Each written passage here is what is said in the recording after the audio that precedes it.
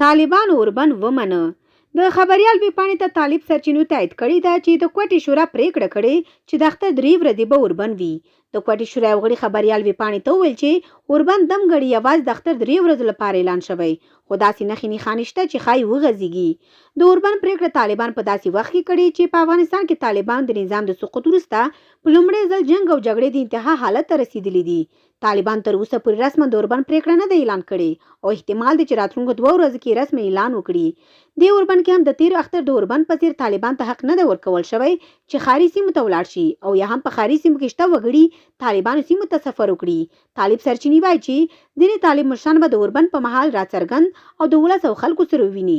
د کوټې شورا یو غړي زیاتوله چې د اوربند کې به د نورو ټولو اوربندونو پر خلاف طالب مشران ځینې غونډې وکړي او همدارس به امنیتي سرتیرو ته د تسلیمیو او د هغوی د خوندیتوب ډاډ هم ورکړي. دا چې پریکړه تازه ده نو لا هم افغان حکومت په دې تړاو څه نه دی ویلي، خو افغان حکومت همیشه د طالبان د نیک ګام په بدل کې ورته اقدام کړی دی.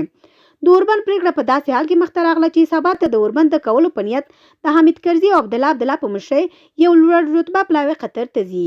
د بهرنۍ چارو وزیر پاکستان ته سفر وکړ او همدارس محمد اشرف غني په 2 ورځني سفر تاشکند ته روان شوی دی. دا اوربند که څه مختریز اوربند دی خو بیا هم خلک ورته خوشحاله دي او د پراخ مرګ ژوبلې د مخنیوي سبب ګرځي.